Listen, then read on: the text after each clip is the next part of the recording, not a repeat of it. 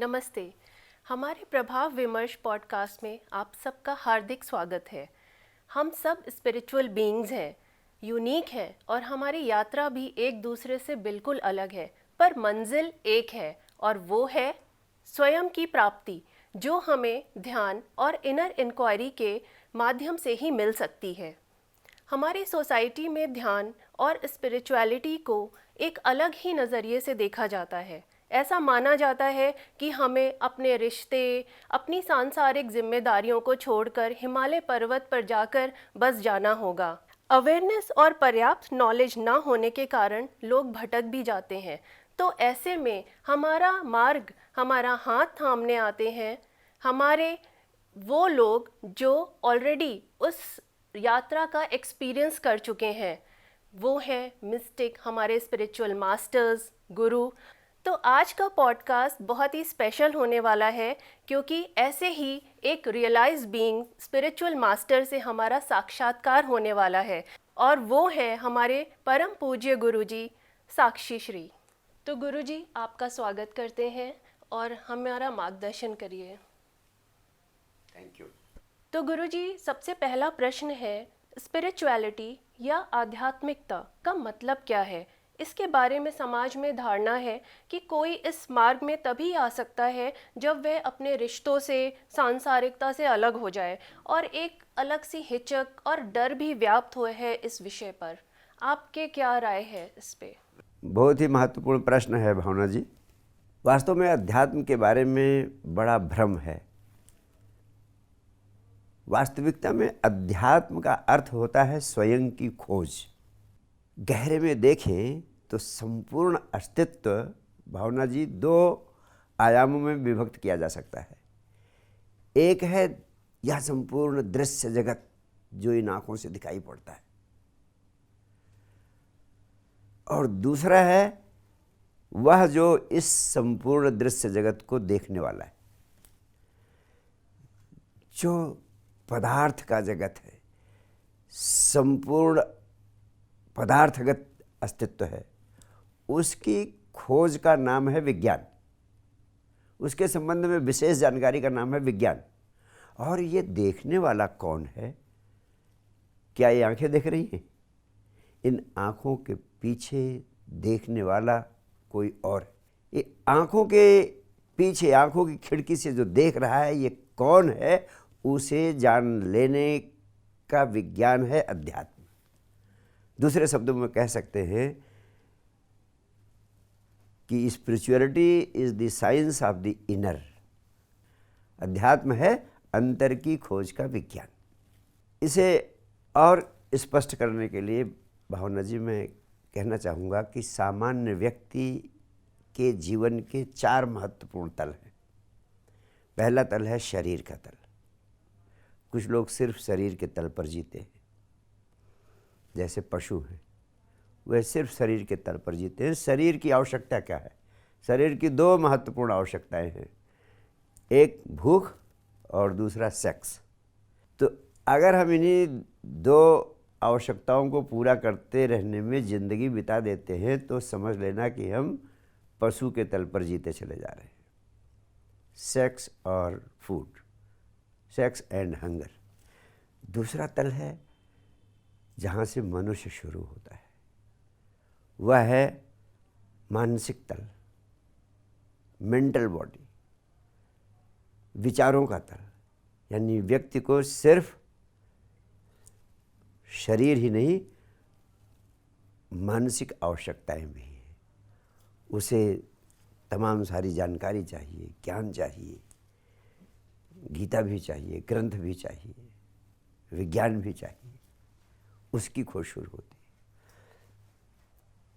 और तीसरा तल है भावनात्मक तल। आदमी केवल मस्तिष्क से ही नहीं, विचारों से ही नहीं, हृदय से भी जीता है। जो हृदय प्रधान होते हैं उनको भावनात्मक तल पर जीने की जरूरत होती है। कुछ विचार प्रधान होते हैं, वे मस्तिष्क केंद्रित होते हैं। कुछ भाव प्रधान होते हैं, वे हृदय केंद्रित होते हैं। तो सामान्य मनुष्य इन तीन तलों पर जीता चला जाता है, शरीर के तल पर, विचारों के तल पर और भावनाओं के तल पर। लेकिन एक चौथा भी तल है, जिस तल का लोगों को पता नहीं, जिस तल पर लोगों को जीने का अभ्यास नहीं है, जिस तल पर जीने का लोगों को अनुभव ही नहीं है, वह है आत्मा का तल। आत्मा क्या है? हम शरीर ही नहीं है, विचार ही नहीं है, भाव ही नहीं है। वास्तव में सारा का सारा शरीर पड़ा रह जाता है, लेकिन हम कहते हैं मिस्टर एक्स इज़ नो मोर। यानी कोई एक एनर्जी है, कोई एक ऊर्जा है जो कि मरने के बाद शरीर में उपलब्ध नहीं रहती है, इसीलिए हम कहते हैं मिस्टर एक्स इज़ नो मोर। उस ऊर्जा को ही अध्यात्म के वैज्ञानिकों ने आत्मा की संज्ञा दी है। आप वास्तव में न शरीर हैं, न विचार हैं, न भाव हैं, बल्कि एक एनर्जी है, एक ऊर्जा है, जिसे हम चेतना कहते हैं या जिसे हम आत्मा कहते हैं। तो वो चेतना, वो आत्मा क्या है, उसका अनुभव कैसे किया जाए और उस चेतना के तल पर, आत्मा के तल पर जीवन को कैसे जिया जाए, यही स्पिरिचुअलिटी है, यही अध्यात्म है, यही आध्यात्मिकता का विज्ञान है। इसको जान लेना ही आध्यात्मिक होना है। जो इसके जानने से, इसके अनुभव से वंचित रह जाता है, वह अध्यात्म से वंचित रह जाता है। और हर मनुष्य की संभावना है कि आत्मा के तल के अनुभव को प्राप्त कर सके। व्हेन मंकी बिकेम मैन, जब आदमी जानवर से मनुष्य हुआ तो एक नया आयाम उसके जीवन में जुड़ा। वह था the dimension of mind, the dimension of psychology. यानी मनुष्य मन के तल पर जीना शुरू किया हुआ, जिस तल पर पशु कभी नहीं जीते थे। और अब 21वीं सदी में आवश्यकता है कि मनुष्य एक क्वांटम लीप ले, एक छलांग लगाए, वह मानसिक तल के बजाय आत्मा के तल पर जीने में भी सक्षम हो सके। इसी संभावना को साकार करने के लिए साइंस डिवाइन मूवमेंट सारी दुनिया में कॉन्शियस लिविंग के उद्देश्य से फैलाए जाने का आयाम मैंने तीव्रता से शुरू किया है। और मेरा मानना है कि बहुत तेज़ी से 21वीं सदी में बड़ी संभावनाएं हैं कि मनुष्य आत्मा के तल पर जीने की कला को सीख सके। अब प्रश्न उठता है कि अध्यात्म है क्या? तो अध्यात्म दूसरे शब्दों में जो हमारा जीवन शरीर के तल पर, मन के तल पर और भावनाओं के तल पर, उन तीनों तलों पर तादात्म्य स्थापित कर लेता है, उस तादात्म्य से मुक्त होने की कला का नाम है। कैसे हम शरीर के प्रति जो आइडेंटिफाइड हो जाते हैं, मानसिक तल पर विचारों के साथ आइडेंटिफाइड हो जाते हैं, भावनाओं के तल पर भावनाओं के साथ आइडेंटिफाइड हो जाते हैं और इनके बियॉन्ड हम नहीं जा पाते हैं। तो वास्तव में आध्यात्मिकता है transcending all the barriers of the body, mind and emotions. इन तीनों तलों के पार चले जाने की कला का नाम अध्यात्म है। और जब आप इन तीनों तलों से पार चले जाते हैं तो अपनी आत्मा में पहली बार प्रतिष्ठित होते हैं। पतंजलि के योग सूत्र ने बड़ी महत्वपूर्ण बात कही है कि हमारा शरीर 5 कोशों में निर्मित है। हमारा एक स्थूल शरीर है और 4 हमारे सूक्ष्म शरीर भी हैं। इन 5 शरीरों से भी गहरे, इनसे परे, इनके बाद हमारा जो अंतिम मूल स्वरूप है आत्मा का, इन 5 से परे है। इस पंचकोशीय शरीर के पार जाने के विज्ञान का नाम अध्यात्म है। How you can transcend the limitations of these 5 bodies and through that you can experience your being, your soul, and that is the whole science of yoga, that is the whole science of spirituality. Thank you. धन्यवाद गुरुजी। अब हम अपने दूसरे प्रश्न पर आते हैं। गुरुजी, आपको इस मार्ग में आने की प्रेरणा कहाँ से मिली? अपने कुछ मिस्टिकल एक्सपीरियंसेस इस जर्नी के हमसे ज़रूर शेयर करें। ओह, सो स्वीट। वास्तव में भावना जी, कोई प्रेरणा का विषय नहीं था, कोई प्रेरणा का इशू भी नहीं था। मैं बहुत बचपन में था, मेरी उम्र कोई 8-9 साल के करीब रही होगी, एग्जैक्ट मैं कह भी नहीं सकता क्या थी। लेकिन मुझे अच्छी तरह याद है कि मैं गांव के बच्चों के साथ बाग में खेल रहा था, और खेलते समय हमारे गांव में तरह तरह के गांव के जो खेल होते हैं उनमें बच्चे संलग्न रहते थे। तो एक खेल होता था कि हम जहाँ पे होते थे वहीं गोल गोल तेज़ी से घूमने लगते थे, और मुझे बड़ा मज़ा आता था। जहाँ पर हैं वहीं पर एंटी क्लॉकवाइज तेज़ी से घूमने लगते थे, और वो एकाएक घूमना शुरू हो जाता था, और कंपटीशन में कौन कितनी देर तक घूम रहा है, कौन कितनी देर तक घूम लेता है, इस बात का कंपटीशन होता था। और मुझे अच्छी तरह याद है कि उस कंपटीशन में मैं शरीक हुआ, और मैं तेज़ी से एंटी क्लॉकवाइज घूमने लगा। और घूमते घूमते कुछ देर तो मुझे लग रहा था कि जैसे मैं पूरी ताकत लगाकर तेज़ी से घूम रहा हूँ। धीरे धीरे शुरू हुआ घूमना, लेकिन फिर और तेज़ हुआ, फिर और तेज़ हुआ, फिर इतना तेज़ हो गया घूमना कि एक क्षण आया कि मुझे पता ही नहीं चला कि मैं घूमने की कोशिश भी कर रहा हूँ, लेकिन ये ज़रूर पता लगता था कि मैं बहुत तेज़ी से घूमने लगा हूँ, जैसे कोई अदृश्य शक्ति ने मुझे ओवर पावर कर लिया था, और मैं तीव्र गति से घूमने लगा। और उसी समय एक ऐसा क्षण आया कि जैसे मैं रुक जाने की कोशिश कर रहा हूँ और रुक नहीं पा रहा हूँ, और फिर बहुत घबराहट सी हो गई कि लगता है कि अब मैं रुक ही नहीं पाऊँगा। और उस घबराहट में रुकने का प्रयास तो मैंने छोड़ ही दिया, लेकिन उस सन्नाटे में कब मैं पृथ्वी पर गिर पड़ा इसका मुझे अंदाज़ नहीं है।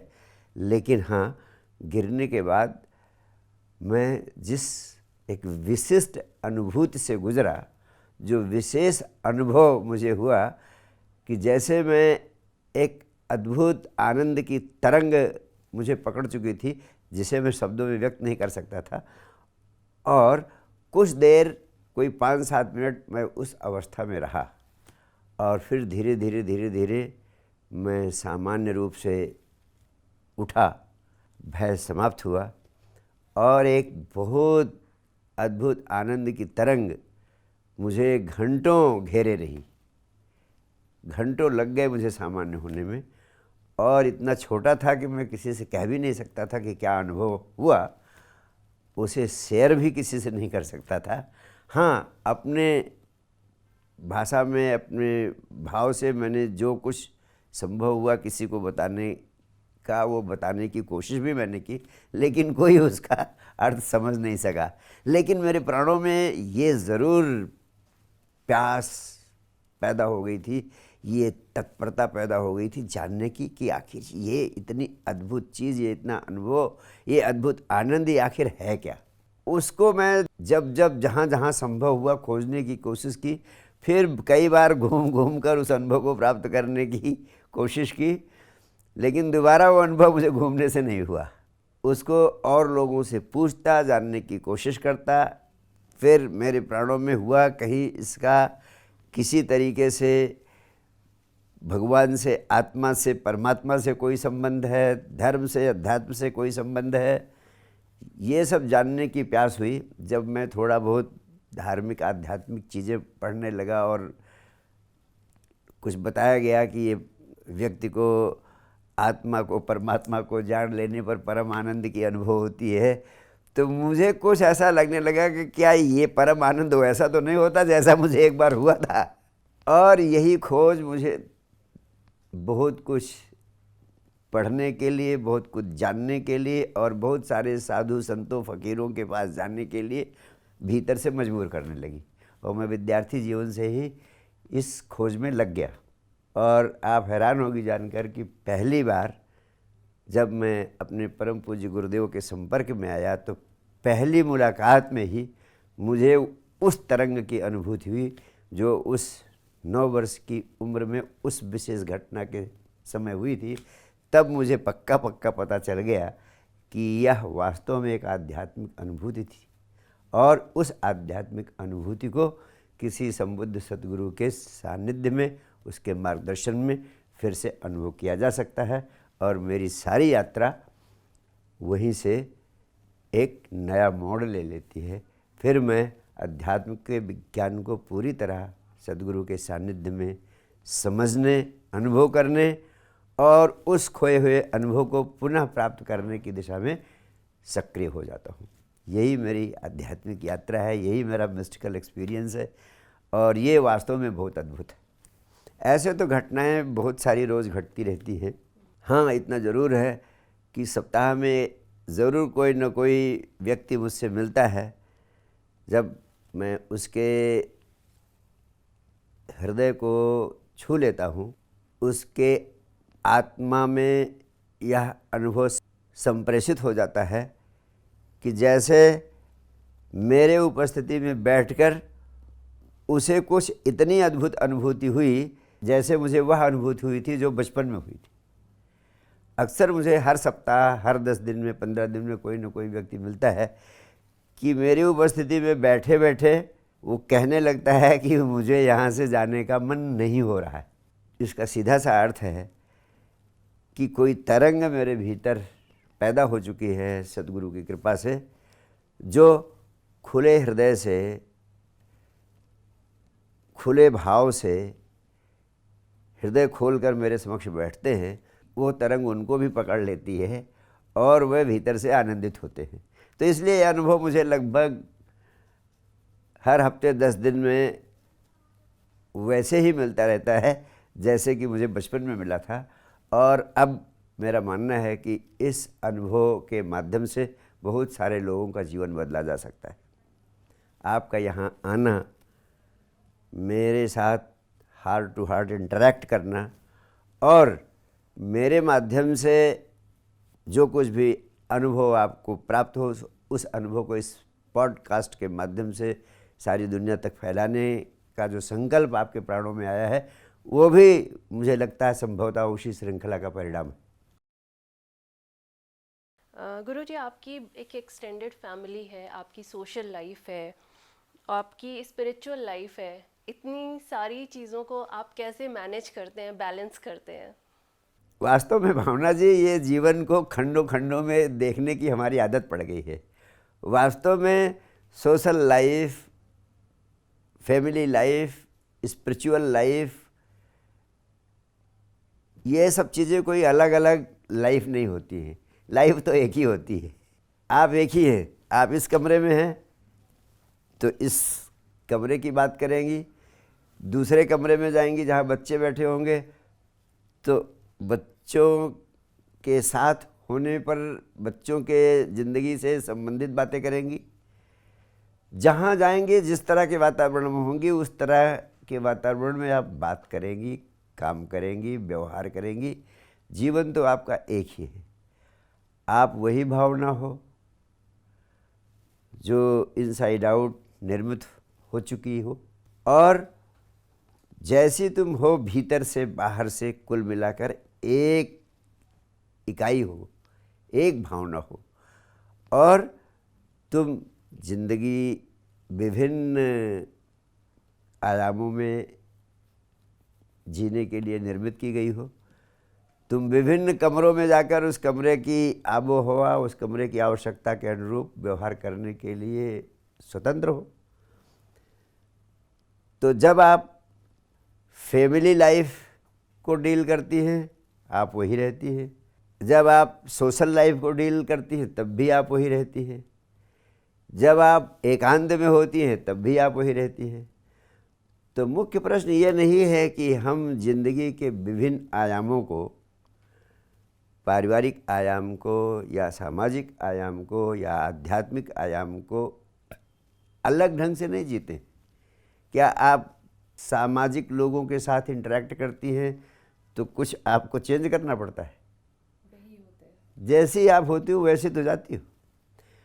प्रश्न ये उठता है कि हम स्वयं को कितना कुशल बना लेते हैं।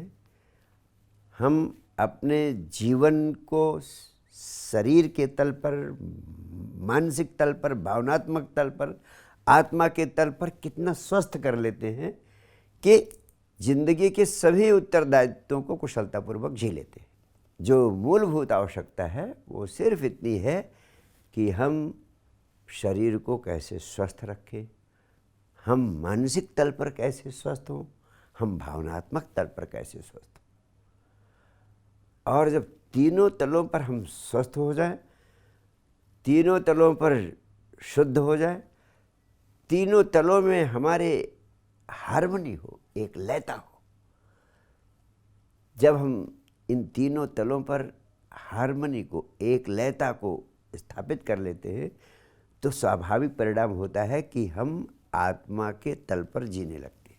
तब हम इन तीनों को ट्रांसेंड करने की स्थिति में सक्षम हो जाते हैं, तब हम तीनों के पार होने की स्थिति में सक्षम हो जाते हैं और तब हम आत्मा के तल पर भी जीने लगते हैं। और जब आत्मा के तल पर आप जीने लगते हैं तो एक अद्भुत शांति, एक अद्भुत सुगंध, एक अद्भुत आनंद की तरंग आपको पकड़ लेती है, जिसके परिणाम स्वरूप आप जिस भी अवस्था में होते हैं, चाहे व्यक्तिगत रूप से अकेले हों, चाहे परिवार के साथ हों, चाहे पूरे समाज के साथ हों, हर स्तर पर आप जीवन को कुशलता से जीने में सक्षम हो जाते हैं। इसलिए ये ज़रूरी नहीं है कि हम समझें कि कैसे हम अपने पारिवारिक उत्तरदायित्व को अच्छी तरह निर्वहन करें, कैसे हम सामाजिक उत्तरदायित्व का निर्वहन करें, कैसे हम राजनीतिक उत्तरदायित्व का निर्वहन करें, कैसे हम तरह तरह के जीवन के आयामों को निर्वहन करें। सब सहजता से स्वतः होने लगता है, सिर्फ स्वयं के भीतर काम करने की। शरीर के तल पर आपका शरीर शुद्ध हो, स्वस्थ हो, विचारों के तल पर आपके विचार शुद्ध हो, स्वस्थ हो, भावनात्मक तल पर आपके भाव शुद्ध हों, स्वस्थ हों, तो आपके भीतर एक बड़ी शक्तिशाली अंदर दृष्टि पैदा होती है, जिसके परिणाम स्वरूप आप इन तीनों तलों के तादात्म्य को तोड़ने में सक्षम हो जाते हैं और इन तीनों के पार आत्मा के तल पर भी जीने में समर्थ हो जाते हैं। और तब सारा जीवन आपके लिए खेल हो जाता है। फिर चाहे परिवार में हो, चाहे समाज में हो, चाहे युद्ध क्षेत्र में हो, कृष्ण की तरह सुखे दुखे समो भूता लाभा लाभो जया जयो, सुख में दुख में, हानि में लाभ में, जय में पराजय में, मान में अपमान में आप फिर एक जैसे बने रहते हो। और उस एक जैसे बने रहने की अवस्था को ही योग कहते हैं। और तब ये प्रश्न स्वतः ही समाप्त हो जाता है कि कैसे विभिन्न उत्तरदायित्वों को संभालें। स्वयं को स्वस्थ रखना समस्त उत्तरदायित्वों का निर्वहन करने की सबसे शक्तिशाली कुंजी है। और स्वयं को स्वस्थ रखने का अर्थ है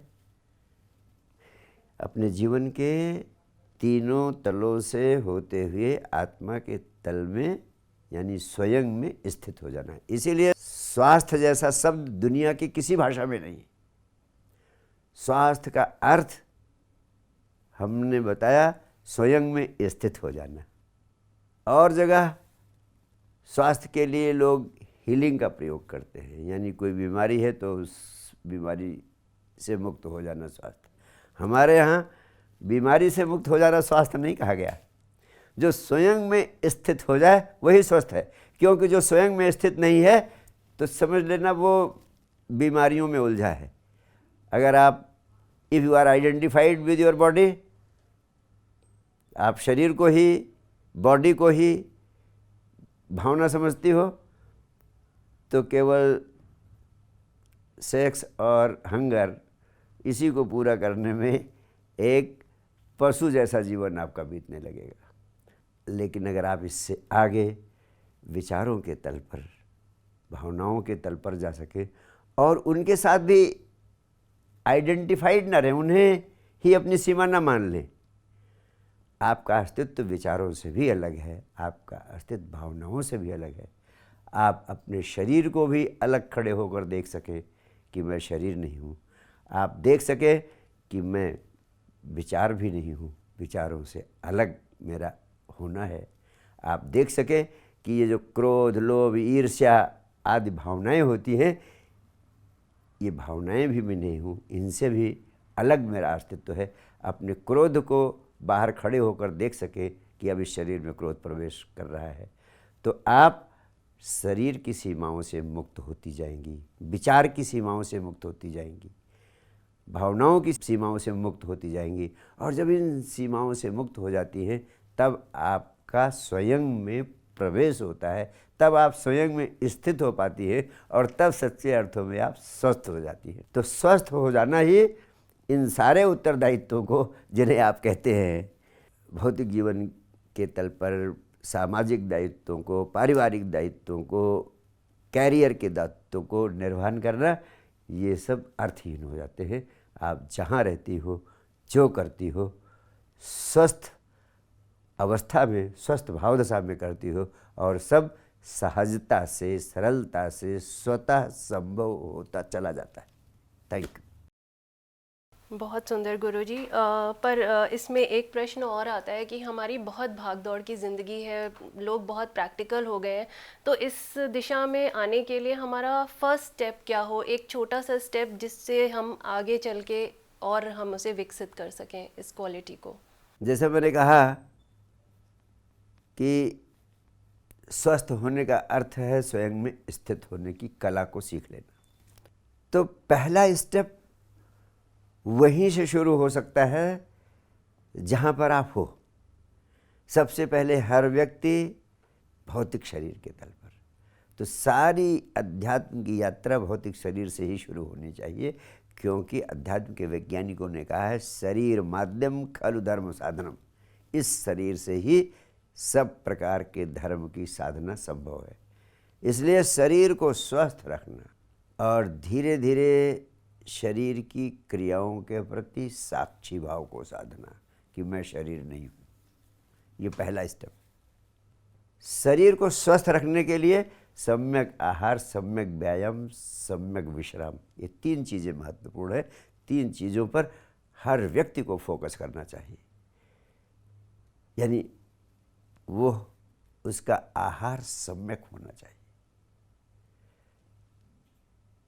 आहार का अर्थ वही नहीं है जो भोजन आप पेट में डालते हैं। आहार का अर्थ है अपनी इंद्रियों से जो कुछ भी आप बाहर से भीतर ले जाते हैं, वो सब कुछ आहार है।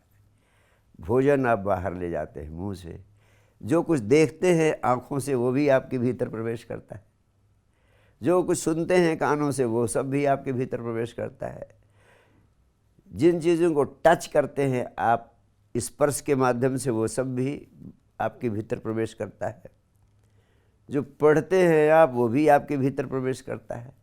तो विभिन्न इंद्रियों से जो कुछ भी आप भीतर ले जाते हैं उसके प्रति जागरूक होना चाहिए कि वे चीज़ें शुद्ध हैं कि नहीं। आहार सम्यक हो यानी जो आपके भीतर शांति को, आनंद को, स्फूर्ति को पैदा करे, आलस्य न पैदा करे, उन्माद न पैदा करे, बेचैनी न पैदा करे। इस प्रकार का भोजन भी हो आपका। वो विस्तार की बातें इस समय करने का वक्त नहीं है, फिर भी मैं इतना कहूँगा कि आपका आहार सम्यक हो। और दूसरा, सम्यक व्यायाम। आहार हम लेते हैं और उस आहार को पचाना, उसका अवशोषण करना, यानी शरीर उसको फिर उसके रसों को पूरी तरह शोषण करे और फिर उसमें जो त्याज्य है उसका उत्सर्जन करे, ये बहुत महत्वपूर्ण है। इसके लिए व्यायाम बहुत जरूरी है। जिसके जीवन में व्यायाम नहीं है वो भी स्वस्थ नहीं रह सकता है। और तीसरा आयाम है विश्राम। 7 से 8 घंटे की नींद हर व्यक्ति के लिए अनिवार्य है। यहीं से शुरू करना चाहिए यार आदमी को। मैंने कहा ना, सम्यक आहार, सम्यक व्यायाम, सम्यक विश्राम, और तीनों में 8 घंटे की नींद हर व्यक्ति के लिए ज़रूरी है। आपने पूछा पहला स्टेप क्या हो, तो मैं तो 21वीं शताब्दी के व्यक्ति को यही कहूँगा कि पहला स्टेप उसका होना चाहिए 8 घंटे की नींद से शुरू करें, क्योंकि नींद, गहरी नींद आज के मनुष्य की चली गई है। गहरी नींद आदमी को उपलब्ध नहीं। तो 8 घंटे सोने से शुरू करो, और शेष जो आपके 16 घंटे बचते हैं उसमें आप विश्राम पूर्ण रहो। यदि आप यहाँ से शुरू कर सकते हो और फिर सम्यक आहार और सम्यक व्यायाम, इन तीनों पर फोकस करो, तो आप शरीर के तल पर शुद्ध और स्वस्थ होंगे।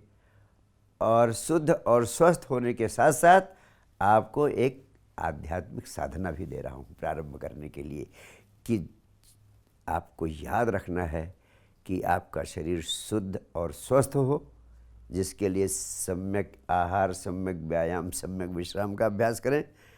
लेकिन उसके साथ साथ शरीर से जुड़ी हुई एक साधना भी आपको दे रहा हूँ। वो साधना है, आप हमेशा इस सत्य को याद रखें कि आप सिर्फ शरीर नहीं हैं, शरीर से अलग भी आपका कोई अस्तित्व है। वो कौन है? वही आप हैं। तो 24 घंटे के जीवन में शरीर को और शरीर की क्रियाओं को शरीर से अलग खड़े होकर देखने का अभ्यास शुरू करें। इसी कहते हैं शरीर और शरीर की क्रियाओं के प्रति साक्षी भाव का अभ्यास। जैसे चलते समय आप ये भाव करें कि आप शरीर के बाहर खड़े हैं और शरीर को चलता हुआ देख रहे हैं। तब शरीर से जो तादात्म्य आपने स्थापित कर लिया है कि मैं ये शरीर हूँ, ये तादात्म्य धीरे धीरे टूटेगा। इस तादात्म्य को तोड़ना ही अध्यात्म है कि मैं शरीर नहीं हूँ, इस अनुभव को प्राप्त कर लेना। तो इस अनुभव को प्राप्त करने के लिए स्वयं को शरीर से अलग देखने की क्रिया में जागरूक रहना। जैसे आप भोजन कर रहे हैं, भोजन करते समय सिर्फ चबा चबा कर भोजन करने में ही सारी ऊर्जा लगा दें और शरीर के बाहर खड़े होकर देखते रहे कि शरीर कितना आनंद भाव से भोजन का आनंद ले रहा है, भोजन का स्वाद ले रहा है। तो अगर आप 15 मिनट भोजन करते हैं तो 15 मिनट के भोजन को करते समय ही भोजन की क्रिया के प्रति साक्षी भाव की साधना का अभ्यास करें। इस तरह से नहाते समय, जब नहा रहे हैं उस समय आपको कुछ काम नहीं है, उस समय नहाने को ही ध्यान बना लें और नहाते समय शरीर से अलग खड़े होकर देखें कि ये शरीर, नहाते जाएं और अलग खड़े होकर ये अनुभव करते रहें कि शरीर शीतल जल के आनंद को कितना भाव विभोर होकर ले रहा है। तो इस प्रकार शरीर की छोटी छोटी क्रियाओं के प्रति स्वयं को शरीर से अलग होकर देखने का प्रयास करें। आप पाएंगे कि कुछ दिन में एक विराट क्रांति हो गई। आपको लगेगा कि शरीर तो सो रहा है और मैं शरीर से अलग खड़ा हूँ। तो आपने कहा कि कहाँ से शुरू करें, तो मैंने कहा शरीर से ही शुरू करें।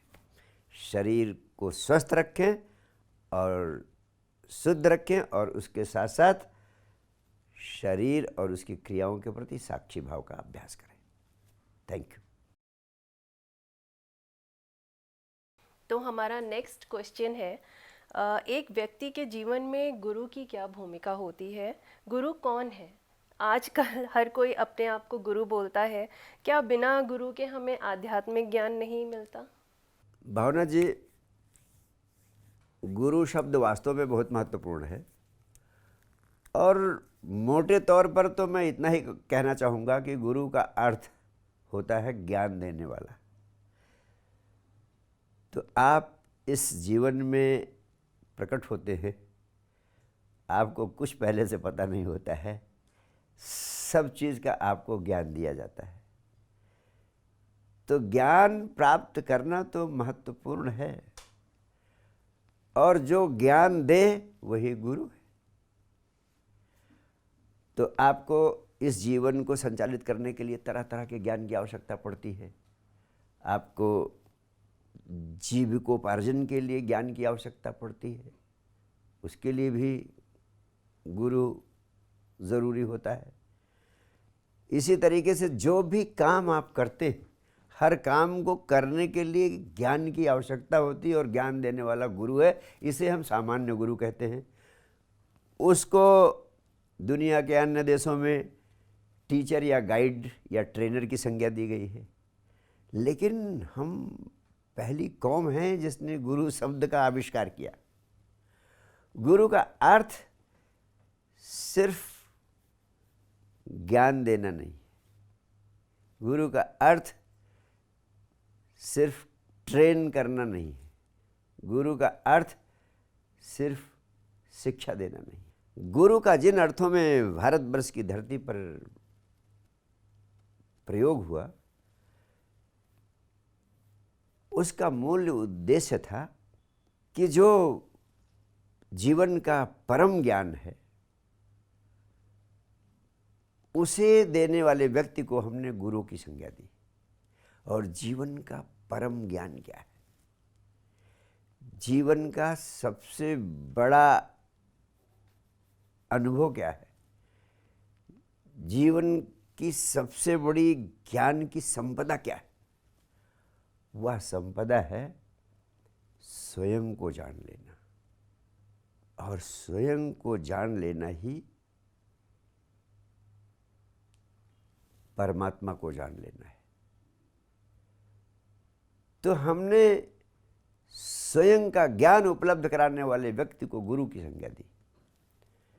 इसलिए गुरु वही है जो स्वयं का ज्ञान होने की दिशा में आपको सहयोग कर सके, पहली बात। और दूसरी बात, इस कार्य में सहयोग आपको वही कर सकता है जिसने स्वयं भी स्वयं के ज्ञान को उपलब्ध कर लिया है। जिसने स्वयं भी स्वयं के ज्ञान को उपलब्ध कर लिया है, वही इस दिशा में आपको सहयोग दे सकता है। तो अंतिम रूप से मैं कहूँगा, सद्गुरु वही है जो स्वयं के ज्ञान को, मैं कौन हूँ के ज्ञान को उपलब्ध हो चुका है, और आपको स्वयं का ज्ञान उपलब्ध कराने की दिशा में सहयोगी बन सकता है। क्योंकि शब्दों के माध्यम से उस अनुभव को व्यक्त करने का प्रयास ही किया जा सकता है, लेकिन उस अनुभव को व्यक्त नहीं किया जा सकता। इसलिए जिसने भी जाना उन सब ने कहा कि वह अनिर्वचनीय है, वह अनुभव शब्दों से व्यक्त नहीं किया जा सकता है। जिन्होंने जाना उन्होंने कहा अगर आप उसको व्यक्त करने की कोशिश करोगे तो वहीं वह गलत हो जाएगा, वह नहीं व्यक्त हो सकता जो कि अनुभव में प्रकट हुआ था। तब कैसे व्यक्त किया जाए उसको? इसीलिए कहते हैं कि वो ग्रंथों से नहीं दिया जा सकता, पुस्तकों से नहीं दिया जा सकता, शब्दों से नहीं दिया जा सकता। तो फिर कैसे दिया जा सकता है? कि यह ज्ञान अगर शब्दों से नहीं दिया जा सकता तो दिया कैसे जा सकता है? यह सिर्फ वही व्यक्ति दे सकता है जिसने इस अनुभव को प्राप्त कर लिया है। प्राप्त व्यक्ति के उपस्थिति में आप होते हैं तो वह अपनी दृष्टि से, अपने स्पर्श से, अपने हाव भाव से और अपनी अनुभूत तरंगों से आपको प्रभावित करता है, आपको भीतर से छूता है, और आपके भीतर की ऊर्जा ऊर्ध्वगामी होने लगती है। जैसे आग के पास आप बैठते हैं तो आग की आंच आपके भीतर प्रवेश करती है। आग कुछ करती नहीं है, उसकी उपस्थिति ही आपको उष्णता प्रदान करती है, आंच उपलब्ध करा देती है और आप ऊर्जान्वित होने लगते हो। तो यह एक पावर ऑफ ट्रांसमिशन है जो सद्गुरु की उपस्थिति में उपलब्ध होती है, और ऐसे व्यक्ति को ही हम सद्गुरु कहते हैं जो शब्दों से नहीं, अपनी उपस्थिति से आपको उस अनुभव की दिशा में सक्रिय कर देता है। इसलिए जिसने भी जाना, जिसने भी पाया, उसने यही कहा कि मेरे लिए संभव ये नहीं था, ये गुरु के कारण ही संभव हुआ। और उपनिषद के ऋषियों ने कहा कि वो तो परमात्मा से भी बढ़कर है। इसीलिए संत कबीर ने भी कहा, बलिहारी गुरु आपने गोविंद दियो बताए, यानी वो गोविंद से भी बढ़कर हैं, क्योंकि उन्होंने गोविंद के अनुभव को उपलब्ध करा दिया। तो जिसने भी जाना उसने यही कहा कि एक ओंकार सतनाम, वो परमात्मा तो एक ही है, लेकिन मिलता कैसे है? सद्गुरु नानक कहते हैं साहेबम गुरु प्रसादी, वो गुरु की कृपा से ही मिलता है, गुरु के माध्यम से ही मिलता है। इसलिए गुरु महत्वपूर्ण है। इसका अर्थ ये हुआ कि गुरु ही अपने शिष्यों का चुनाव करते हैं। वास्तव में शिष्य कौन है? वही जो अज्ञान से भरा है, ज्ञान अभी उसके भीतर है नहीं। लेकिन शिष्य की एक दूसरी विशेषता यह भी होती है कि शिष्य वह है जो सत्य को पाने की प्यास से भर गया है। तो जिसके भीतर सत्य को पाने की प्यास पैदा हो गई है, वो शिष्य बनने का पात्र हो गया है। और जो शिष्य बनने का पात्र हो जाता है, सद्गुरु खोजता हुआ उस तक पहुंच जाता है और उसके ऊपर काम करना शुरू कर देता है। वास्तविक प्रक्रिया यही। तो भूमिका दोनों की है। शिष्य की भूमिका यह है कि उसके भीतर सत्य को पाने की गहरी प्यास पैदा हो जाए, और जब ऐसा प्यासा शिष्य मिल जाता है तो सद्गुरु वैसे ही आनंदित हो जाता है शिष्य को पाकर, जैसे बहुत बड़ी संपदा को पाकर एक सांसारिक आदमी आनंद से भर जाता है। प्यासे शिष्य का मिल जाना सद्गुरु की बहुत बड़ी संपदा बन जाता है। एक बात। और दूसरी बात, जब शिष्य मिल जाता है तो शिष्य का होना और सद्गुरु का होना दोनों ही इस अस्तित्व की अनुपम घटना है। जब ये घटना घटती है तो उन दोनों के संबंधों में परमात्मा को भी प्रकट होना पड़ता है। Thank you. तो नेक्स्ट क्वेश्चन पे आते हैं गुरुजी। आजकल टेक्नोलॉजी और आर्टिफिशियल इंटेलिजेंस का ज़माना है, तो क्या ये हमारे जीवन यापन और प्रोफेशन को आसान बना सकते हैं? ऐसे में स्पिरिचुअल वेलबींग पर कैसे फोकस रखा जाए और यंग जनरेशन के लिए कुछ मार्गदर्शन करें? निस्संदेह भावना जी, साइंस और टेक्नोलॉजी के इस युग में आर्टिफिशियल इंटेलिजेंस की भूमिका अत्यंत महत्वपूर्ण हो गई है, जिसमें हम 24 घंटे इसका उपयोग करने लगे। और निस्संदेह आदमी के बहुत सारे काम को इसने बहुत आसान बना दिया है। और यह एक बहुत ही अद्भुत यंत्र है जो मनुष्य के हाथ लग गया है, और इसका उपयोग करके मनुष्य भौतिक जगत में असाधारण सफलताओं को, असाधारण ऊंचाइयों को, असाधारण सुख सुविधाओं को उपलब्ध कर सकता है। क्योंकि ये सारी चीज़ें आर्टिफिशियल इंटेलिजेंस के द्वारा उपलब्ध की जा सकती हैं, इसलिए इनका खुले दिल से उपयोग करना चाहिए और खुले दिल से इसको और अधिक और अधिक और अधिक विकसित करने की दिशा में भी सक्रिय होना चाहिए। एक भय लोग व्यक्त करते हैं कि जब सारा काम आर्टिफिशियल इंटेलिजेंस करने लगेगा तो अधिकांश लोग बहुत बड़े पैमाने पर बेरोजगार हो जाएंगे। मेरा मानना है कि आध्यात्मिक दृष्टि से यह मनुष्यता के इतिहास का सबसे बड़ा स्वर्ण युग होगा। अब आदमी को काम करने की ज़रूरत नहीं, क्योंकि आदमी से हजार हजार गुना ज़्यादा काम आर्टिफिशियल इंटेलिजेंस की मशीनें करने लगी। ऐसे में आदमी को फुर्सत का, खाली समय बहुत बड़ी पैमाने पर उपलब्ध हो जाएगा। इसका ये अर्थ नहीं कि लोग बेरोजगार हो जाएंगे और भूखों मरेंगे, क्योंकि अभी तक लोग काम करते थे और वे लोग अपनी जगह इन मशीनों को काम करने के लिए दे देंगे, तो मशीनें जो हजारों गुना अधिक उत्पादन करेंगी, वह उत्पादन करने वाला वेतन लोगों को उपलब्ध कराया जाए। अब हर बेरोजगार आदमी पहले से 5 गुना अधिक वेतन पाने का हकदार हो सकता है और उसका जीवन स्तर कई गुना ऊपर उठ सकता है और उसे बिना काम किए बहुत सारी सुख सुविधाएं उपलब्ध हो सकती हैं। अब उन सुख सुविधाओं का उपयोग उसे अपने आध्यात्मिक विकास में करने का अवसर है।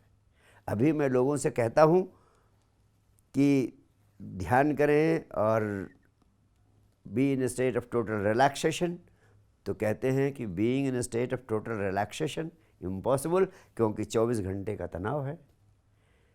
जबकि ध्यान का अर्थ ही होता है being in state of total relaxation 24/7। जब आपके पास प्रचुर धन संपदा है, आपके पास अवसर है कि आप अपनी संपदा का उपयोग और अपने फुर्सत के समय का उपयोग शरीर के तल पर, मानसिक तल पर, भावनात्मक तल पर, आत्मा के तल पर अधिक से अधिक शुद्ध और स्वस्थ होने की दिशा में सक्रिय हो सके। और इसके द्वारा, इनका उपयोग करके साइंस डिवाइन की तमाम सारी विधियों के द्वारा, योग विज्ञान का उपयोग करते हुए आप आत्म साक्षात्कार और परम आनंद की अवस्था को उपलब्ध हो सकते। यह वो सुनहरा अवसर है जब व्यक्ति आत्मा के तल पर जीने की दिशा में तेजी से सक्रिय हो सकता है और इस पृथ्वी पर मनुष्यता के चेहरे को बदल सकता है। अब तक एक्सीडेंटली कभी कभार एक बुद्ध, एक कृष्ण, एक क्राइस्ट, एक मोहम्मद हुआ करते थे, once in a blue moon. और अब ऐसी संभावना है कि हमारी हर संतान बुद्ध, कृष्ण, क्राइस्ट, मोहम्मद की तरह शांति और आनंद से आपूरित हो और एक नई सभ्यता इस पृथ्वी पर पैदा हो सके। इसके लिए आर्टिफिशियल इंटेलिजेंस एक महत्वपूर्ण भूमिका निभा सकता है। Thank you.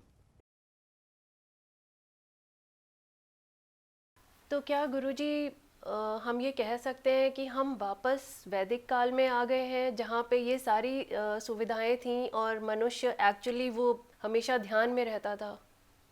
वास्तव में भावना जी, हमें भूतकाल के प्रति बड़ा आकर्षण होता है।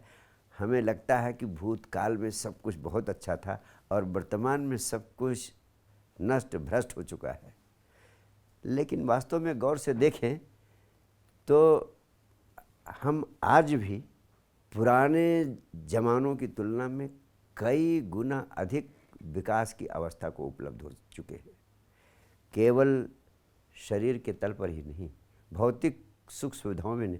आजकल भौतिक दृष्टि से जो सुख सुविधाएं आपको उपलब्ध हैं, सामान्य आदमी को उपलब्ध हैं, वह बड़े बड़े राजा महाराजा को भी पुराने ज़माने में उपलब्ध नहीं हुआ करती। और चेतना के तल पर भी हमारे विकसित होने की संभावना अब आर्टिफिशियल इंटेलिजेंस के आने पर और सफलतापूर्वक उसका उपयोग करने पर जो मनुष्य को उपलब्ध हो जाएगी, वह न भूतो न भविष्यति, वैसा न पहले कभी हुआ था और न इसके जैसा फिर भविष्य में कभी हो सकेगा। जो सुविधा, जैसा मैंने विस्तार से कहा, आर्टिफिशियल इंटेलिजेंस का सही उपयोग करने से अब हो सकती है। वास्तव में आर्टिफिशियल इंटेलिजेंस का सफलतापूर्वक प्रयोग किया गया युग मनुष्यता के इतिहास का अब तक का सबसे महत्वपूर्ण स्वर्ण युग होगा। Thank you. गुरुजी, हमारे प्रश्न तो कभी ख़त्म नहीं होंगे, बस आपको ऐसे ही सुनते रहने का सदैव मन करता है। बट हमारे नेक्स्ट पॉडकास्ट के लिए हम भी बहुत सारी चीज़ें अभी बचा के रखी हैं। तो सबसे लास्ट में हम आपसे अपने व्यूअर्स के लिए कुछ मैसेज जानना चाहेंगे। आपका क्या मैसेज है उनके लिए? भावना जी, मेरा मैसेज आज के लिए बहुत छोटा सा है।